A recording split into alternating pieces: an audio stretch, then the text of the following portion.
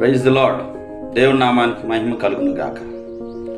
సహించిన వారమైతే ఆయనతో కూడా ఏలుదుము అని దేవుని వాక్యం సెలవిస్తుంది.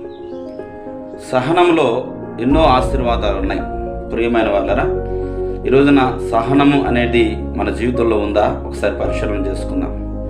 ఈరోజు కుటుంబాలు చీలిపోవడానికి, స్నేహితుల మధ్యలో పిల్లరా భేదాభిప్రాయాలు రావడానికి, అన్నదమ్ముల మధ్యలో అనుబంధాలు తగ్గటానికి సహించే గుణం లేకపోవడమే.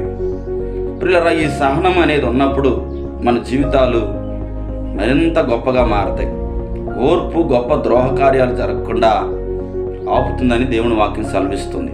కనుక ప్రియులరా, ఈరోజున బంధాలు చెదిరిపోకుండా ఉండాలంటే, ప్రేమానురాగాలు ఒకరి ఎడల ఒకరి కొనసాగాలంటే, ఒకరి ఎడల ఒకరు ఓర్పు సహనం కలిగి ఉన్నప్పుడు ప్రేమల వల్ల దైవికమైన ప్రేమను మనం రుచి చూడగలుగుతాం.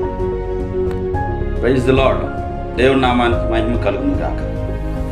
సహించిన వారమైతే ఆయనతో కూడా ఏలుదుము అని దేవుని వాక్యం సెలవిస్తుంది. సహనంలో ఎన్నో ఆశీర్వాదాలు ఉన్నాయి. ప్రియమైన వాళ్ళరా, ఈరోజున సహనము అనేది మన జీవితంలో ఉందా ఒకసారి పరిశీలన చేసుకుందాం.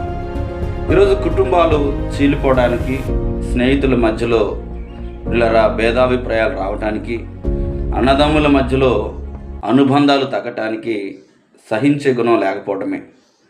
పిల్లరా, ఈ సహనం అనేది ఉన్నప్పుడు మన జీవితాలు మరింత గొప్పగా మారతాయి. ఓర్పు గొప్ప ద్రోహ కార్యాలు జరగకుండా ఆపుతుందని దేవుని వాక్యం సెలవిస్తుంది. కనుక ప్రియులరా, ఈరోజున బంధాలు చెదిరిపోకుండా ఉండాలంటే, ప్రేమానురాగాలు ఒకరి ఎడల ఒకరి కొనసాగాలంటే, ఒకరి ఎడల ఒకరు ఓర్పు సహనం కలిగి ఉన్నప్పుడు ప్రేమల వల్ల దైవికమైన ప్రేమను మనం రుచి చూడగలుగుతాం.